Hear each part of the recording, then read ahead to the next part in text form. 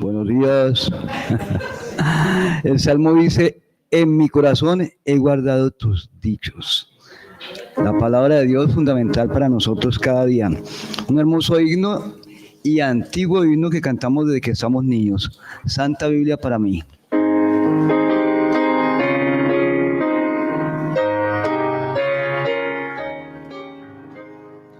Santa Biblia para mí, eres un tesoro aquí.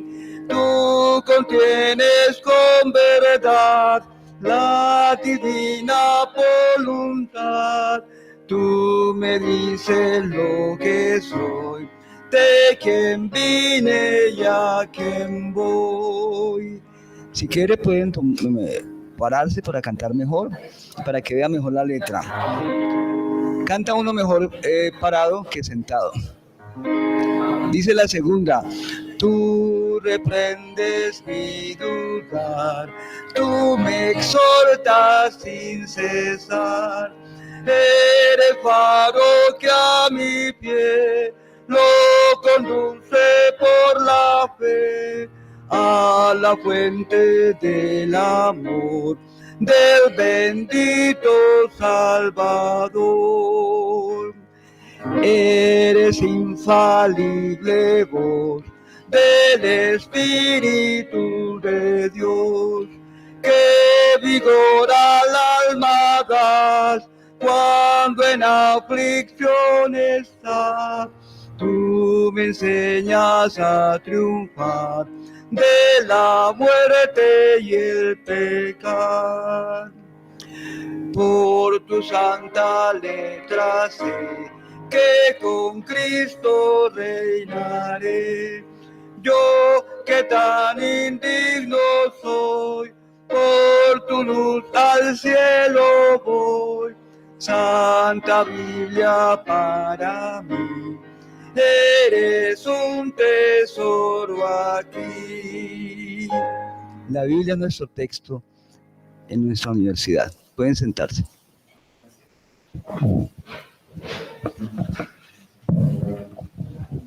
Muy buenos días, bienvenidos y bienvenidas a este culto de hoy. Hoy es 31 de octubre, tenemos la celebración del Día de la Reforma y de la clase de Teología de la Reforma.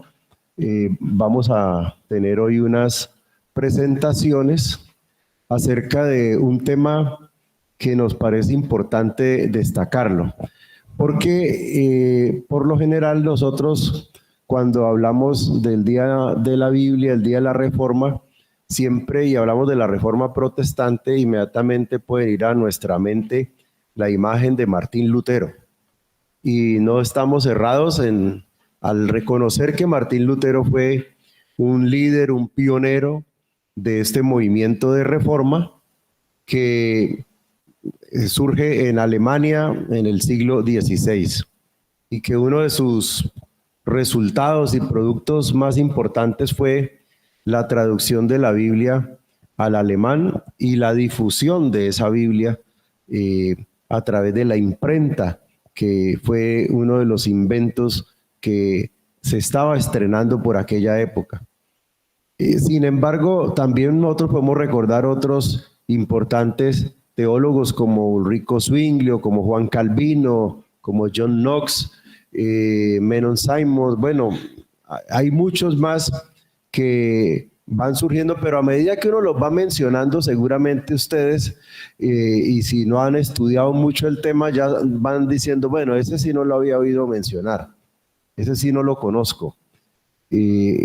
Pues hoy queremos hablar de los desconocidos y las desconocidas de la Reforma, porque por lo general la historia ha circulado alrededor de los famosos, también alrededor de los que han triunfado, porque a pesar, a pesar de las dificultades, Lutero pudo tener protección del príncipe Federico de Sajonia y por esa razón pues no murió como murieron otros antes y durante el tiempo de él. Juan Calvino también tuvo apoyo un tiempo del Consejo de la Ciudad de Ginebra. Ulrico Zwinglio tenía no solo apoyo, sino que prácticamente él dirigía el Consejo de la Ciudad de Zúrich. Entonces, ellos tenían garantizadas muchas cosas, pero hubo otros y otras que no tuvieron esas garantías.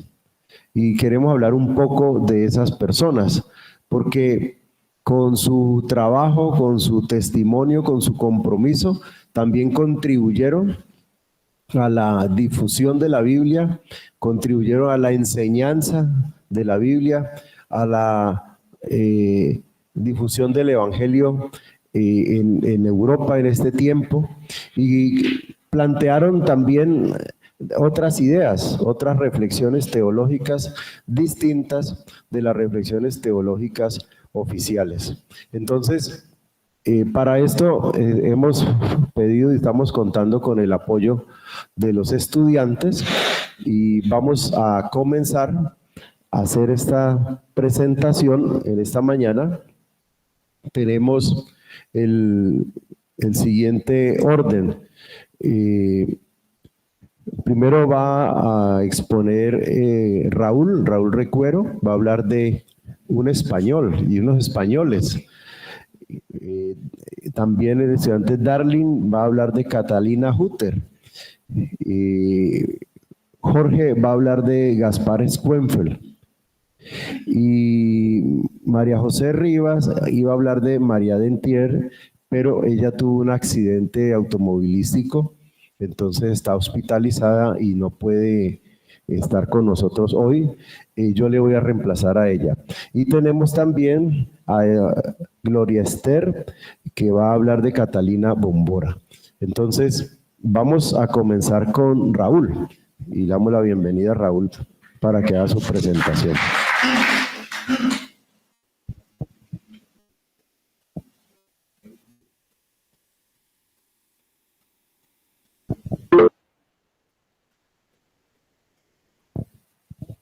Buenos días.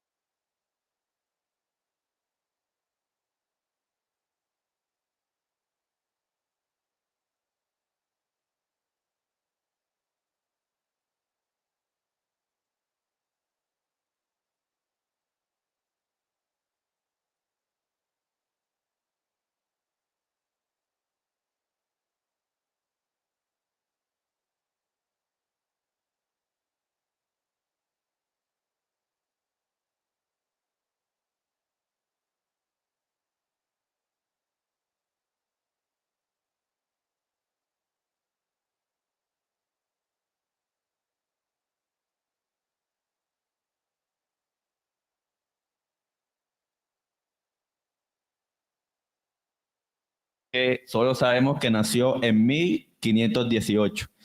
Jeremy Conques formó parte de un grupo selecto de aquellas personas que simpatizaron con la Reforma Protestante en el siglo XVI de los españoles, era de Valencia, España. Él perteneció a una familia de comerciantes y estudió bastantes cosas, estudió gramática, retórica, lengua, dialéctica, teología escolástica, matemática, astronomía, cosmografía y medicina. Y todo aquello lo estudió en la Universidad de Valencia, por lo cual era un hombre que tenía sed y ganas de conocimiento. Y por lo tanto, en esa época tuvo algunos de los mejores profesores. O sea, se rodeó de aquellos en su sed de conocimiento, buscó y se rodeó de los mejores profesores de aquella época que estaban en la Universidad de Valencia de España. También fue y recibió órdenes menores y disfrutó de una prebenda en la Catedral de Valencia. Una prebenda era como un pequeño o una pequeña cosa que le daban en aquella catedral, como diríamos, como si fuese una casa, una propiedad, una prebenda de una propiedad que le entregaban a aquellas personas, y este hombre recibió una prebenda en la Catedral de Valencia. También entabló amistad con Gaspar Centelles y con el sardo Segismundo Arquer, quienes habrían de morir de manos de la Inquisición. Conques era intermediario entre Centelles, que ya estaba totalmente retirado, ya no cumplía ninguna función, pero Conques le pasaba a este hombre libros que en esa época eran prohibidos, porque eran libros eramistas y que tenían que ver con la influencia de la Reforma. Por lo tanto, al conseguir estos libros, a pasar estos libros, esto fue una de las cosas que llevó a que Conques fuera juzgado, y esto llevó a que también en el juicio que iba a tener era uno de los aportes que el juez tenía en contra de Conques, ya que como era alguien que estaba ordenado en la Catedral de Valencia, y aquellos hombres que pertenecían al Santo Oficio de la Iglesia Católica estaban obligados a que toda sospecha de reforma o toda sospecha de herejía que existía en la época, ellos lo debían presentar ante el obispo o ante la persona que estaba a cargo en ese momento. Pero Conques, al no hacerlo, se le consideró de hereje, por lo tanto estaba en contra de aquel pensamiento católico que existía en la época. Uno de los aportes importantes que hizo Conques y que lo llevó también a que sea juzgado es que hizo una traducción de Jod, completa de Jod al idioma valenciano. El idioma valenciano se fue perdiendo a medida que iba pasando el tiempo y se fue castellanizando un poco más. Pero en esa época se hablaba valenciano, y este hombre tradujo por completo el libro de Jod. Y esto hizo que fuese llevado a juicio. Por lo tanto, estuvo preso desde el año 1563 al año 1564 durante 18 meses. Y fue condenado a jurar de vehementi. Habían 3 tipos de adjuramiento en esa época, y esto era uno de los más que castigaba. Porque ellos tenían que coger, caminar descalzo, cometer penitencias, y la penitencia que tuvo que pagar fue caminar descalzo, sin bonet, con una soga en el pescuezo y una vela verde. Entonces, le tocó aquí pagar esta condena por haber sido acusado de hereje en aquel momento. Y solamente fue encarcelado y solamente podía leer la Biblia en ese momento, y le tocó pagar como penitencia hacer 153 Ave Marías y 15 Padre Nuestros. Cada día lo tenía que hacer. Cada día tenía que rezar 153 Ave Marías y 15 Padre Nuestros. Y después de solicitar la libertad, fue puesto el 23 de septiembre de 1566. Como ya dije al principio, no sabemos la fecha de la muerte, pero fue un hombre que en aquel tiempo tuvo pensamientos y fue de gran importancia en Valencia, España, para que la idea reformista entrara en aquella ciudad. Gracias.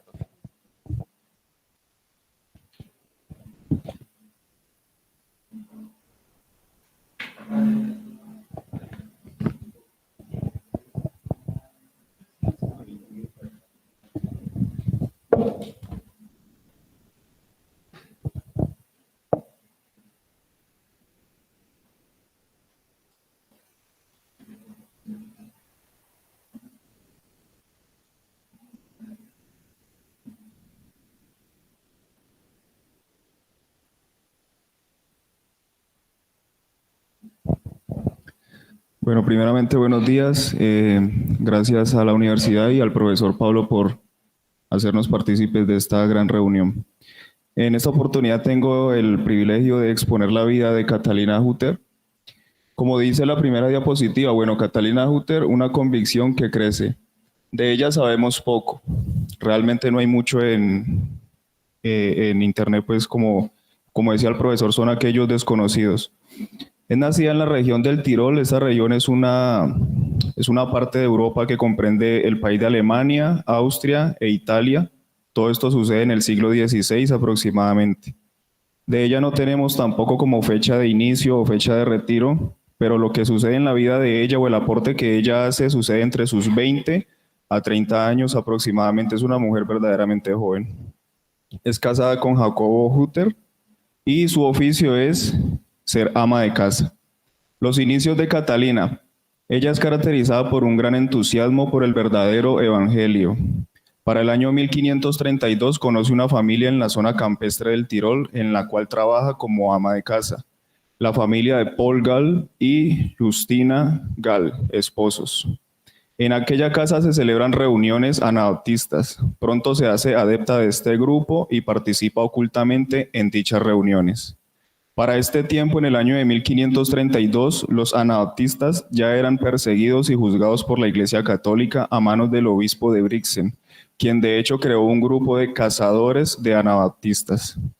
Catalina conoce a Jacobo Hutter, fundador de los Huteritas posteriormente, quien es el líder de este grupo. Esta es la persona que iba a esta casa, que se reunían aproximadamente unos 30 participantes y como lo dice el punto anterior, para este momento ya había persecución y pues lo tenían que hacer de manera oculta. Años más tarde, pues ellos sostienen una relación sentimental y se casan. Pronto los cazadores descubrieron las reuniones y Catalina fue capturada junto con los Gall, año 1533. Fueron interrogados acerca del grupo y sus líderes y acerca de sus creencias. Catalina y la pareja Gall se retractaron de su fe. Fueron obligados a retractarse públicamente durante 3 domingos seguidos en la iglesia. Después de esto, Catalina y Justina viajaron a Moravia, donde se reunieron con sus hermanos anabaptistas y expusieron que se habían retractado por una fuerte coerción. Por su parte, Paul no hizo este viaje, se quedó, de hecho siguió con su itinerario, pero fue capturado de nuevo y lo ejecutaron. En 1535, Jacobo y Catalina se casan, pero poco después la persecución a los anabaptistas se extiende hasta Moravia. Luego ellos regresan al Tirol y continúan sus itinerarios evangelísticos a costo de cualquier precio. Su rumbo es incierto para este momento. Expuestos totalmente, son capturados ambos en 1536. Jacobo fue torturado y quemado en la estaca. Catalina de nuevo fue interrogada junto con otras 2 mujeres. Una de las mujeres que estaban con Catalina se retractó y dijo: "Yo no soy anabaptista". Pronto la liberaron y le exigieron se retractara públicamente. Algunas personas viajaron y persuadieron a Catalina para que se retractara. Ella dio información acerca del grupo anabaptista, pero esta vez se mantuvo en su idea y sus creencias. Se refirió al bautismo infantil como bañar un niño en la bañera y que esto era abominación a Dios. Se cree que Catalina huyó de la prisión un poco después de abril de 1536. Otros aseguran que Catalina estaba embarazada, aunque esta información no es detallada, pero se cree que por tal motivo logró dejar la prisión. En 1538, Catalina Hutter fue arrestada nuevamente y se reconoció abiertamente como miembro del grupo anabaptista. En esta oportunidad fue ejecutada inmediatamente. Bien, quisiera hacer un aporte ya en este caso personal. La vida de esta mujer, como decía en una de las principales diapositivas, una convicción que creció. Vemos que la arrestaron 3 veces. En la primera podemos ver que su fe apenas estaba iniciando y ella se retracta, tiene miedo. En la segunda logra cooperar con el grupo porque ella da información acerca de los líderes y todas las reuniones, pero ya en la segunda oportunidad ya puede expresar más sus ideales, sus convicciones. Recupera otra vez la libertad. En la segunda oportunidad ya vemos cómo la fe de esta mujer y su convicción crece, de tal manera que no le importa definitivamente si su muerte es la opción, pero ya se considera anabaptista y es un hecho que pues me llamó mucho la atención acerca de cómo funciona la fe en nosotros y la convicción, cómo va creciendo, cómo en el principio es débil, tenemos temores, pero al final pues termina siendo una convicción fuerte, y eso fue lo que nos pudo mostrar esta mujer, aparte de los aportes evangelísticos que realizó en este periodo de tiempo en el lugar de Europa.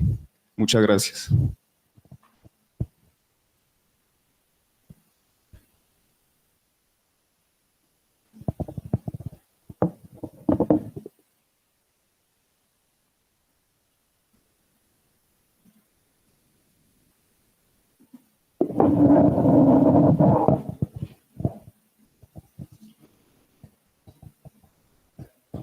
Buenos días. Agradecido con el profesor Pablo Moreno por darnos esa oportunidad de poder participar en este programa de la Reforma. Me compete en este momento hablar de Gaspar von Schönfeld, un noble erudito, teólogo y escritor alemán, nacido en 1489 o 1490, todavía no está definido, el 10 de diciembre, y muere en 1561, nacido en Silesia, una población que queda al oriente de Alemania, compartida con Polonia y otras ciudades de Rusia. Fue un teólogo, escritor, médico naturalista y predicador alemán que se convirtió en reformador protestante espiritista. Fue uno de los primeros promotores de la reforma protestante en Silesia, su ciudad natal. Gaspar se convierte al Evangelio a través de Martín Lutero, de las posiciones de Martín Lutero, pero luego eso dura poco tiempo y se convierte en piedra del zapato de Martín Lutero hasta llegar a un punto en que es tanta la rabia que tiene Lutero con el amigo Schönfeld, que dice, entre comillas, este estúpido no va a entender. De esa manera, a través de la historia, hay una confrontación tremenda entre Martín Lutero y Schönfeld. Schönfeld llegó a los principios de la Reforma a través de Tomás Münster y Andrés Karlstadt. Sin embargo, desarrolló sus propios principios y se peleó con Martín Lutero por la controversia eucarística en 1524. Tenía sus propios puntos de vista sobre los sacramentos, la doctrina de la carne celestial, desarrollada en estrecha colaboración con su colega comunista Valentín Kranfal, en 1465 hasta 1545. Sus seguidores se convirtieron en una nueva secta que fue ilegalizada en Alemania, pero sus ideas influyeron en el anabaptismo, el pietismo en Europa continental y el puritanismo en Inglaterra. Muchos de sus seguidores fueron perseguidos en Europa y por lo tanto se vieron obligados a renunciar a sus creencias o huir. Debido a esto, hay congregaciones de la Iglesia Schönfeld en países como Estados Unidos, que en ese entonces eran las 13 colonias de Gran Bretaña.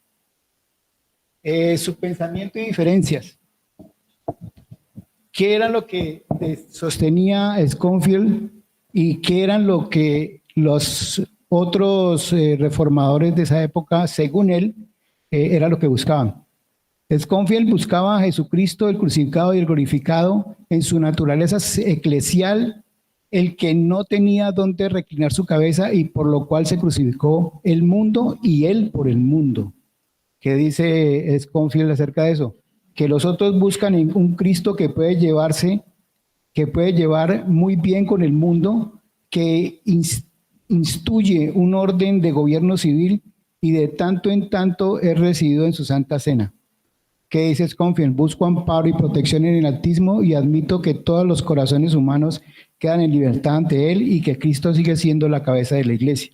Ellos lo buscan en el poder de las autoridades, argumentando que se les debe sumisión y que el poder temporal dictamina sobre la palabra de Dios, rige la Iglesia de Cristo y cumple la función del Espíritu Santo. Busco una nueva vida en Cristo, la vida eterna que comienza aquí con el conocimiento de nosotros mismos y con el arrepentimiento. Ellos buscan cómo hacer más suave la exigencia carnal para no esforzarse demasiado. Busco cómo edificar, consolar y sanar a las pobres conciencias. Él era muy dado a trabajar en que la conciencia era mucho más importante que tanto la carne o el espíritu. Ellos buscan cómo conservar, aumentar y fortalecer su servicio. Busco que muchos hombres lleguen a ser santos y salvos y también ricos en Dios. Buscan alimentar a su mujer y a sus hijos y ser recibidos por todo el mundo, tener mucho y ser muy respetados. Él busca la palabra del Espíritu y de la vida que el propio Dios Padre dirige. Ellos buscan la escritura y la letra de acuerdo con la cual quieren que se rijan y se ordenen todas las cosas. La doctrina de la carne celestial de Jesucristo que algunos espiritualistas comparten con melchoristas tienen otro lugar en su pensamiento. Melchor, ¿qué expresaba? Decía, un Jesús heredero de nuestra naturaleza caída no puede ser nuestro Salvador.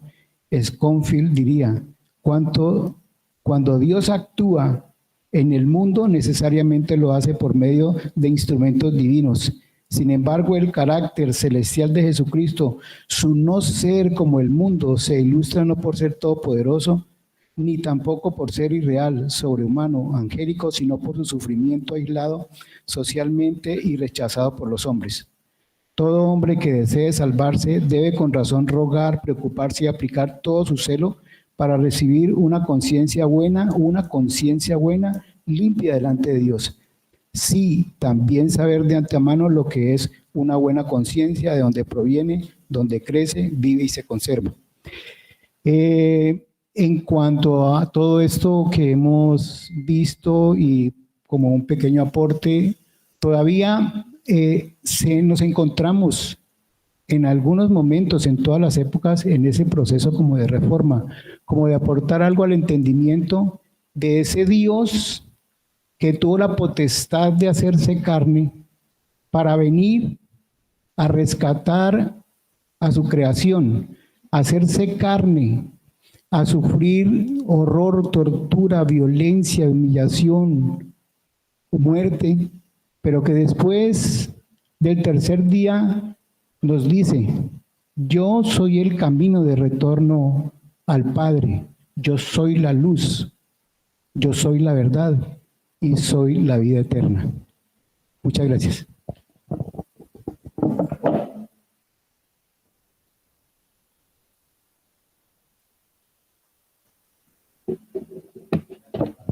Bueno, como les mencioné anteriormente, María José Rivas iba a hablar de María Dentier, entonces le estoy reemplazando. Siguiente.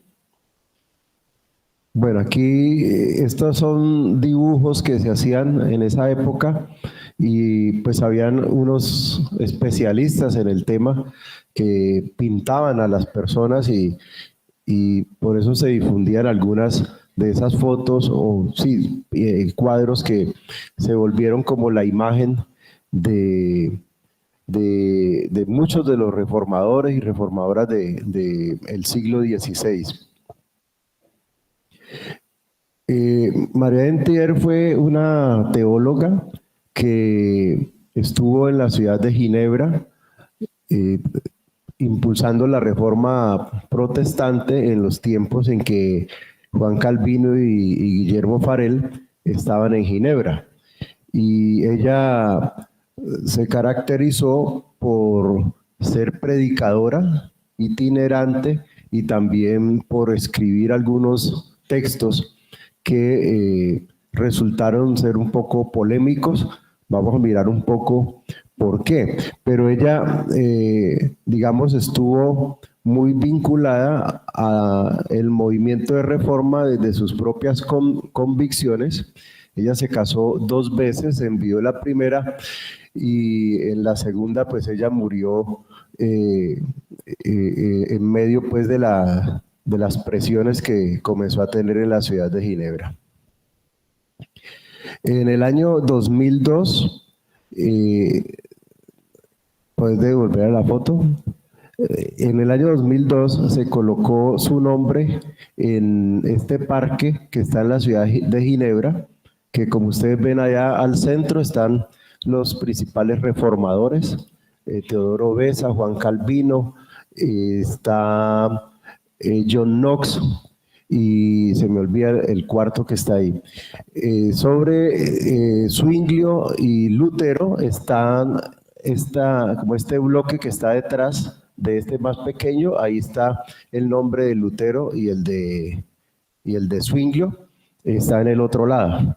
Entonces, y aquí pues para los bautistas puede ser interesante ver que en este lado está también un homenaje a Roger Williams, que fue de los pioneros en Norteamérica y que dentro de la tradición calvinista pues es visto como un continuador de esa misma tradición, pero ya en Norteamérica. Entonces, en 2002 se colocó este bloque en honor a María Dentier al lado del que estaba de Zwinglio, y este fue un reconocimiento pues tardío a su protagonismo en la Reforma de Ginebra, pero bueno, dicen a veces que es mejor tarde que nunca, ¿no? Entonces, aquí se comenzó a generar como este reconocimiento de la presencia de ella y de otras mujeres durante la Reforma en el periodo del siglo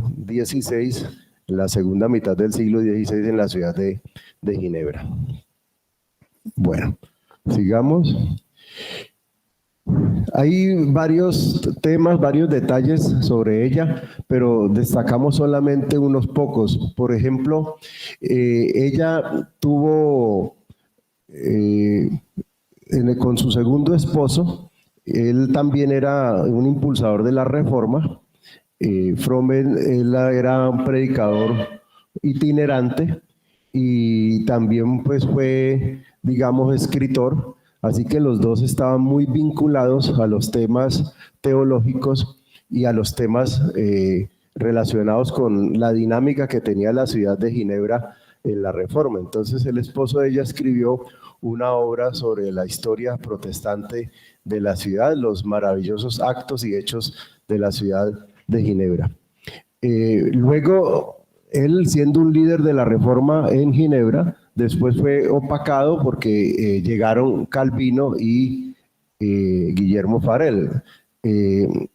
A veces se piensa que Calvino fue el que inició la Reforma, pero no, la Reforma ya había iniciado, solo que Juan Calvino llega y le da pues un impulso mucho más fuerte al movimiento de Reforma, pero habían unos antecedentes de la Reforma protestante en Ginebra.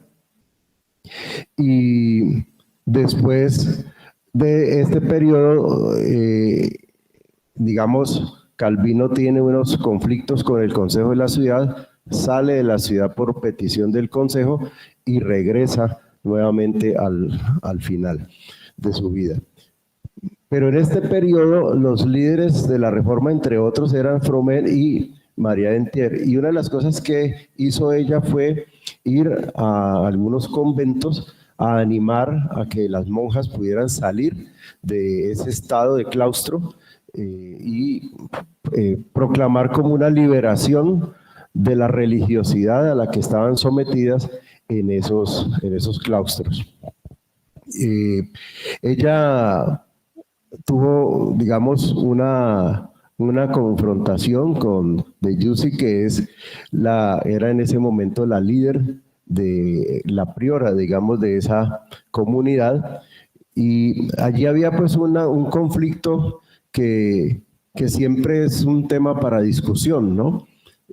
Para muchas mujeres estar en un convento era una forma de liberarse de la soberanía de un esposo, y en verdad la pasaban mejor allí que lo que pudieran pasarla con un esposo que las maltrataba, ¿ya?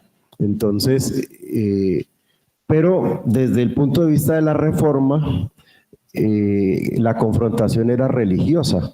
Entonces se veía el catolicismo como una religión que esclavizaba y sometía a las mujeres, y ella sentía que era mejor salir del convento y casarse, y el matrimonio podría ser una mejor alternativa.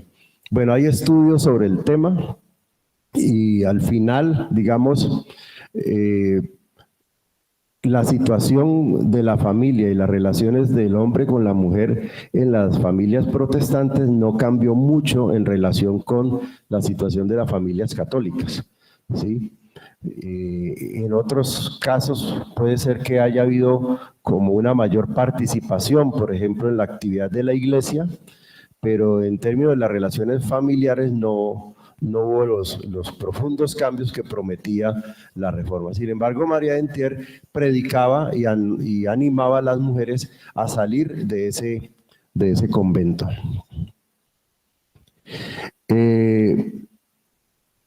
Este es un comentario que se hizo sobre la acción de María Dentier en ese convento, y eso lo hizo precisamente la priora que había en aquella ocasión.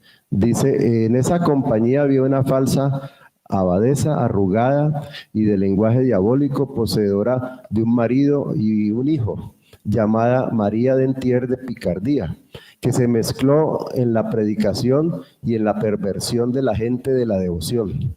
Se colocó entre las hermanas y hace la aclaración que las hermanas la rechazaron, pero por el deseo que tenía de pervertir a alguien, no se dio cuenta de estos reproches y dijo, ay, pobres criaturas, si supieran lo bueno que es estar al lado de un marido guapo y cómo Dios lo considera agradable. Durante mucho tiempo viví en esas sombras y en la hipocresía en que os encontráis. Se está refiriendo al mensaje de María Dentier. Pero solo Dios me hizo reconocer el abuso de mi lamentable vida y fui llevada a la luz de la verdad, considerando con pesar cómo vivía, pues en esas órdenes no hay más que santurronería, corrupción mental y ociosidad. Tomé unos 500 ducados del tesoro de la abadía y dejé esa infelicidad. Gracias a Dios tengo 5 hijos guapos y vivo sanamente. Era el testimonio pues de María Dentier para animar a las monjas a que abandonaran el convento. Bueno, luego ella escribió una epístola que era como un tratado acerca de los, digamos, lo que era la historia de los turcos, los judíos, los infieles, los falsos cristianos, los anabaptistas y los luteranos, los incluía allí al lado de los anabaptistas. Aquí tenemos la portada y es interesante que en la portada no aparece en ningún momento el nombre de ella, porque por lo general las mujeres no tenían como esa oportunidad de decir, bueno, yo escribí este texto y se va a publicar y se va a vender. En algunas ocasiones se escribían con el nombre del esposo, ¿sí?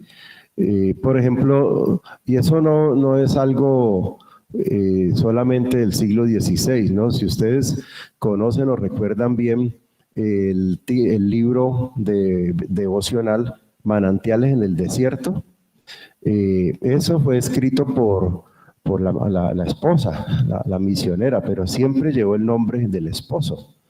Y fue un texto muy difundido en las iglesias, en las casas evangélicas, como libro de devocionales. Pero incluso todavía en las ediciones recientes sigue apareciendo el nombre del esposo. Eso pues se daba en este periodo, en el siglo XVI, y María Dentier pues no fue la excepción. Esta comunicación fue dirigida a Margarita de Navarra, que lideraba los esfuerzos de la Reforma en Francia y que tenía una relación con María Dentier. Margarita había escrito a Dentier preguntando por qué Calvino y Farel habían sido expulsados de Ginebra, y Dentier aprovechó para defender la causa de Calvino y de Farel. Ella incluso escribió una carta al Consejo rechazando la expulsión que hicieron ellos de Calvino y de Farel. Entonces ella salió como a la defensa del movimiento de reforma y solicitando que se reconsiderara esa decisión del Consejo. Sin embargo, la carta pues no conmovió al Consejo, principalmente dice porque los calificó de perros mudos que no podían compararse con la brillantez de Calvino y Farel, y porque era una mujer que presumía de instruir a los hombres. Entonces tampoco aceptaron, digamos, la argumentación de ella para defenderlos a ellos. Los folletos de ese texto fueron tomados de la tienda de Gerard, que era el que los estaba difundiendo, y fueron destruidos y los enviados a Froment, el esposo de María Dentier, parecen haber seguido circulando. El concilio llamó a Calvino para que regresara a Ginebra desde Estrasburgo en 1541, y allí pues vino con un proceso de mayor fortalecimiento de la reforma. Calvino regresó con un poco de pereza porque pues ya me han sacado, ahora me vuelven a llamar, entonces viene porque considera que va a ser por poco tiempo. Sin embargo, duró más tiempo del que él mismo esperaba. Cuando él regresó, encontró a Dentier predicando en las esquinas, y eso aumentó el desprecio por ella, como se evidencia en un relato posterior que escribió a Guillermo Farel. Decía Calvino: la esposa de Froment vino aquí hace poco. En todas las posadas, en casi todas las esquinas, comenzó a arengar contra las prendas largas, el vestido que se obligaba a tener a las mujeres.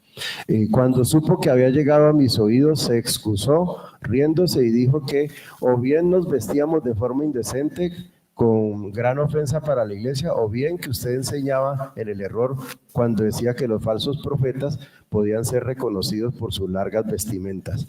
Sintiéndose presionada, se quejó de nuestra tiranía, de que ya no se permitía a cualquiera parlotear sobre cualquier cosa. Traté a la mujer como se debía. Entonces, pues aquí vemos ya ella tuvo un enfrentamiento directo con Juan Calvino, que pues no era tener un problema con cualquier persona, porque era un líder muy influyente de la reforma protestante en la ciudad de Ginebra. Después, Calvino escribió un sermón sobre la vestimenta de las mujeres, y le pidió a María Dentier porque a pesar de las profundas diferencias que había comunicación. Entonces le pidió a ella que hiciera una introducción o una presentación de ese sermón. Y algunos lo vieron como una forma de reconciliación entre ellos, pero no hubo realmente reconciliación. Y María Dentier hizo una pequeña presentación del sermón, pero señalando algunos aspectos con una actitud despectiva o de rechazo, porque sentía que Calvino estaba como obligándola frente a los demás a reconocer lo que él quería enseñar acerca de la vestimenta de las mujeres. Así que encontramos aquí, pues, cuando nosotros vemos en las iglesias hoy, puede ser hombres o mujeres, que hay peleas con los pastores o con los líderes. Bueno, eso es más o menos algo que se estaba viendo aquí, una tensión muy fuerte, sobre todo por parte de una mujer que tenía una formación teológica y que escribió algunos textos, y que junto a su esposa habían sido líderes pioneros de la reforma en la ciudad de Ginebra. Bien, hemos avanzado en este punto hasta poder hablar de María Dentier. Nuevamente, pues, lamentamos que María José no haya podido acompañarnos en esta oportunidad por el accidente imprevisto que tuvo ayer, pero ella pues estaba preparada para esto. Pero tampoco nos ha llegado aquí aún Gloria Esther. Sí, está conectada. Pues aquí estoy. Perfecto, es que le dije, ¿o estás conectada o estás aquí? No, no sabía. Listo. Entonces, Gloria Esther va a hacer la presentación de Catalina Bombora. Entonces, adelante, Gloria Esther. Muy buenos días para todos. Gracias por la oportunidad de participar y también gracias a Dios que me permitió el espacio para estar. Bueno, Catalina Bómbora nació el 29 de enero de 1499 en Alemania y ella es hija de una familia muy noble, de pues unas personas muy pobres, por lo que los padres decidieron meterla desde muy temprana edad, desde sus 5 años, a los conventos, como el profe lo decía ahorita. Algunas familias optaban por la opción de llevar a sus hijas a los conventos, porque aunque para las mujeres de esa época casarse les significaba tener un estatus económico, al ser personas pobres, al ser personas de la clase baja, lo más posible es que les iba a tocar casarse con alguien que no fuera adinerado. Entonces, para no tener que pasar situaciones económicas precarias, los padres de Catalina pues optaron desde muy temprana edad llevarla a esto de los conventos. En 1504 ella ingresa por primera vez a un convento y pues más que el papá de pensar de que la hija no se casara, era como la idea de que ella estuviera en ese espacio seguro, donde iba a también recibir una buena educación y pues que también iba a ser una educación de calidad a bajo costo. Entonces por eso la llevaron a esos conventos. En 1508 la familia Catalina la cambia de, del convento en el que estaba, nuevamente por los motivos económicos que tenían, pero en este convento pues se les ofrecía una forma que le favorecía más en cuanto a su economía. Por ejemplo, de que en este convento, en este nuevo convento, la contribución pues era de manera espontánea. En el convento de Brenna en Nietzsche. Y también, además de los motivos económicos para hacerle ese cambio a ella, una pariente de Catalina había sido elegida como madre superiora de este convento de Nietzsche. En esa fecha coincide pues, con el traslado de Catalina, entonces también se tiene como ese pensamiento de que también por esa razón fue que le hicieron ese cambio de monasterio. Bueno, en este monasterio de Nietzsche, las monjas eran de la orden circense y pues muchos padres enviaban a sus hijos allí y la dote pues que tenían que pagar para dejar ingresar a su hija allí, pues ya lo había dicho, pues era muy baja, entonces eso hacía que los padres se sintieran tranquilos. Las monjas pues en ese lugar tenían una también ventaja y es que tenía ese monasterio, tenía muchos empleados, entonces eso hacía que las tareas tampoco fueran tan pesadas.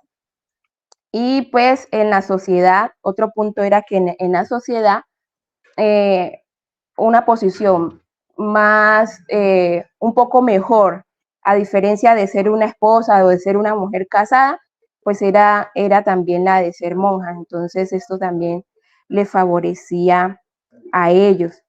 En Nietzsche, el día en el que ellas se desarrollaban estaba marcado pues por los trabajos domésticos, que algunos pues eran desarrollados en el campo, también tenían espacios para estar en el tema del canto, de la meditación, entonces en eso se desarrollaban ellos y durante el día tenían derecho a una hora de descanso, pues que por lo general era a mediodía. El 8 de octubre de 1505, Catalina Bómbora se pasó a ser novia de Cristo. En esta ceremonia, pues se deshizo de sus largas trenzas, o sea, le cortaron el cabello, y ella prometió en esa ceremonia vivir delante de Dios en castidad, pobreza y obediencia hasta la muerte. Ella recibió ese día el velo y pasó pues a vestir como otras monjas con el hábito blanco, cinta y velo negro. Y pues ella más o menos estuvo en los monasterios de 13 a 14 años. Pero estando en los monasterios ella recibe pues la influencia de los escritos de Lutero. Cuando Lutero publica las 95 tesis, ella más o menos tenía unos 18 años y estaba con ese pensamiento de tener las posibilidades de salir del monasterio, porque pues ella había estado desde muy temprana edad en los monasterios y entonces ya a esa edad ella tenía pues esa consideración. Entonces, en la misma ciudad donde estaba el convento de Nietzsche, habían unos agustinos en la orden de la cual era Lutero también, y esos escritos tuvieron una amplia acogida en ese lugar. Entonces, el jefe de monasterio, Agustino, tenía unos parientes que compartían mucho con Catalina. Entonces, la estadía ahí en ese monasterio fue especial para ella, y a través de esa compañía, de estos dos familiares del jefe de los agustinos, fue que ella tuvo ese acercamiento con los textos de Lutero. Entonces, ella y otras monjas pues que estudiaron los escritos de Lutero y fueron influenciadas, empezaron pues a pensar la posibilidad de salir del convento, cosa pues que no era fácil, porque entre otras cosas, las personas que ayudaban a que las monjas escaparan o raptaban a las monjas, pues podían ser castigados también con la pena de muerte. Entonces, de una manera, pues llegó información a Lutero a través de una carta, y con un amigo, Lutero con un amigo, lograron planear la fuga de 12 monjas del convento. Entre esas monjas estaba Catalina. Esto sucedió el 5 de abril de 1523. Fueron 12 monjas que se escaparon en un carruaje que había llegado al convento pues para llevar suministro, pues ellas se escondieron allí y pudieron escaparse. Y bueno, cuando estas monjas ya salen de convento y empiezan pues a vivir, ellas van a Wittenberg, y la situación de ellas es un poco complicada porque mientras ellas están en los conventos pues recibían pues ese apoyo económico. Sin embargo, ya fuera ellas no tenían ese apoyo económico, entonces algunas para poder sostenerse eran recibidas por algunas familias y pues hacían en esas familias labores domésticas, y así pues ellas lograban sostenerse. Lutero le pidió a su amigo Espaladín que le ayudara a buscar pues en la iglesia apoyo para estas mujeres. Entonces Lutero les solicitaba a las personas esa ayuda para esas mujeres que él mismo describía como que ni siquiera tenían zapatos ni ropa para vestirse, para cambiarse. Entonces las familias habían también dejado de ayudarlas porque pues tenían miedo pues a represalias, porque pues ellas habían escapado. Algunas no solamente se dedicaron a las labores domésticas, sino que también comenzaron a ser maestras de escuelas infantiles, y entonces algunas pues también regresaron con sus familiares y pues otras se casaron. En el caso de Catalina Bómbora, ella fue acogida inicialmente por una familia, Reichenbaum, y después pasó a vivir en la casa de Lucas Cranach, un famoso pintor de la Reforma, quien pues da la imagen de Lutero. Él pinta a Lutero y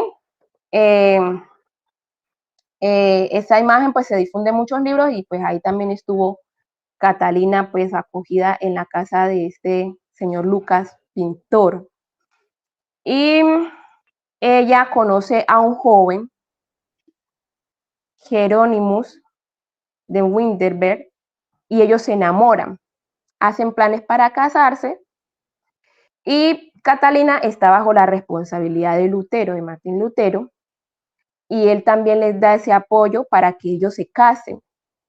Pero cuando este joven Jerónimos va a su familia para recibir pues el permiso de sus padres, los padres no le dan ese permiso porque consideran que él se merece pues alguien mejor que una persona que es una exmonja y pues y peor dolor pues que se había escapado del convento. Entonces Catalina se queda esperando allá esas señales pues de la respuesta de su prometido, pero al ver Lutero que ella está ahí esperando y esperando, él le escribe insistiéndole a Jerónimo pues que venga y se case con ella, pues, porque también pues otro podía venirse a casar con ella. Entonces,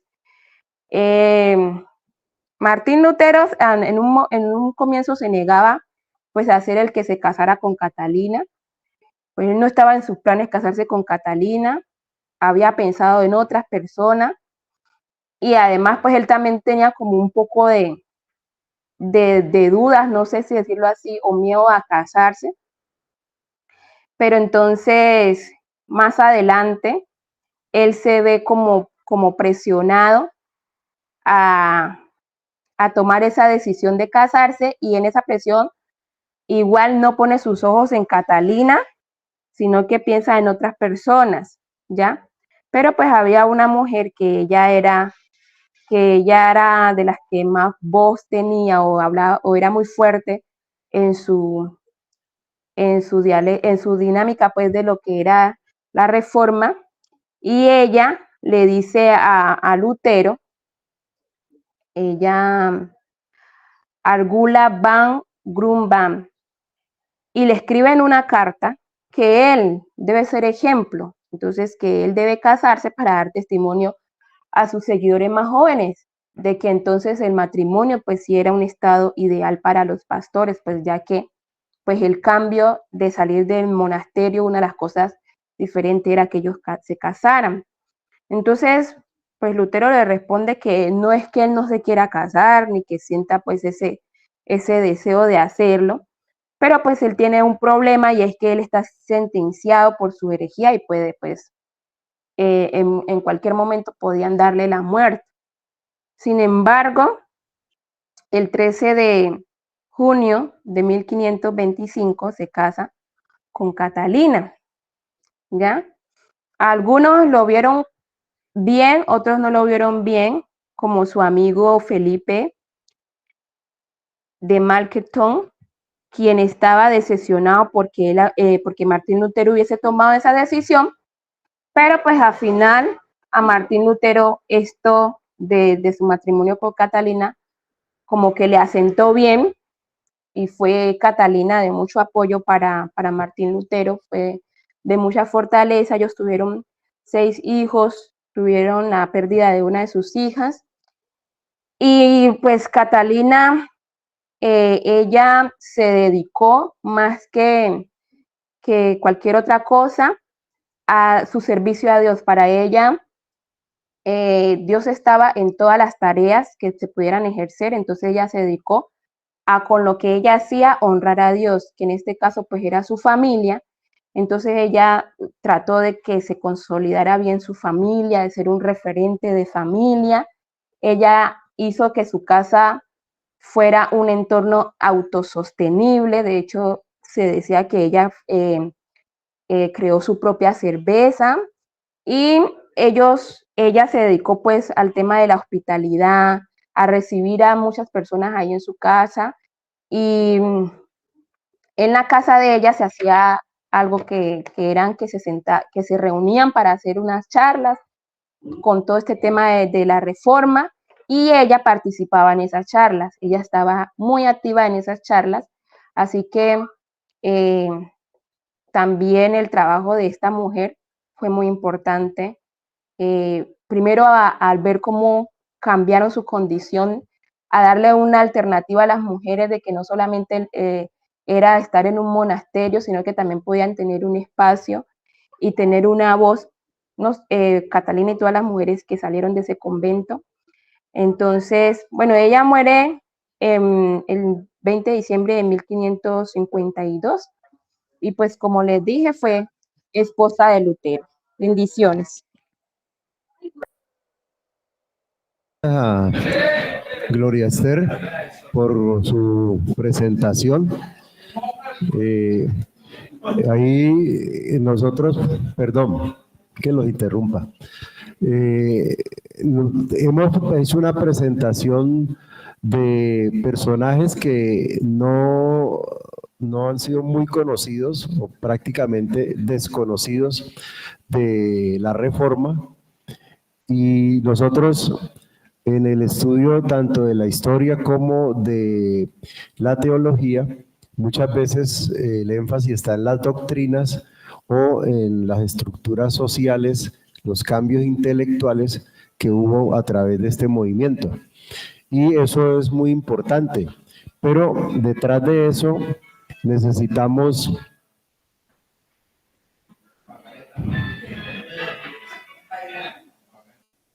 si no lo funciona, tírenlo al piso y verá que ahí se apaga.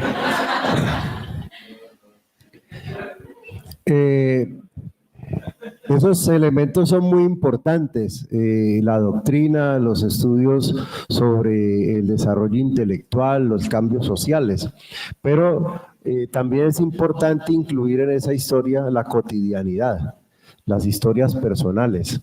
Y eso, lo que hemos tratado de hacer hoy con los estudiantes es mostrar eso, un poco esas historias personales que estuvieron alrededor del movimiento de la Reforma.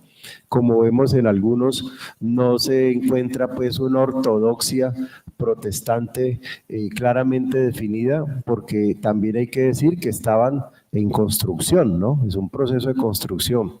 En otros lados podemos ver personas que desarrollaron un papel impulsador de la Reforma, más a través de sus prácticas y de su evangelización y sus discursos callejeros, en el ámbito de familias, en el ámbito de los monasterios y de los conventos. Ese también se puede tirar al piso. Entonces, son los que están en contra de los desconocidos de la Reforma. Entonces, allí nosotros encontramos un grupo que es muchísimo más amplio y también extensivo geográficamente. Como vimos con la exposición de Raúl, España, por ejemplo, fue un espacio muy importante para la Reforma, y nosotros recibimos ese efecto a través de la obra de Casiodoro de Reina, la traducción de la Biblia al español, y luego Cipriano de Valera. Y ellos nacen y se forman precisamente con esos antecedentes protestantes que hay en España, que han sido muy poco estudiados, porque también la academia española ha sido pues dominada principalmente por los estudios católicos, ¿no?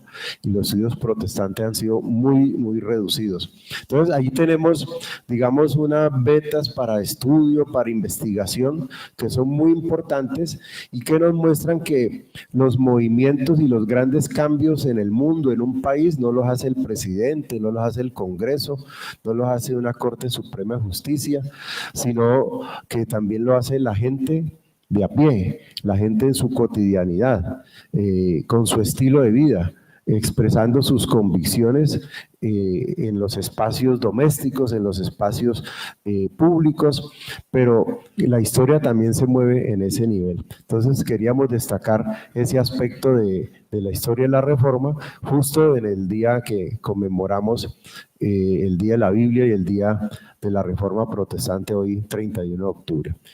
Muchas gracias, muy amables por su atención. Damos la palabra a Viviana.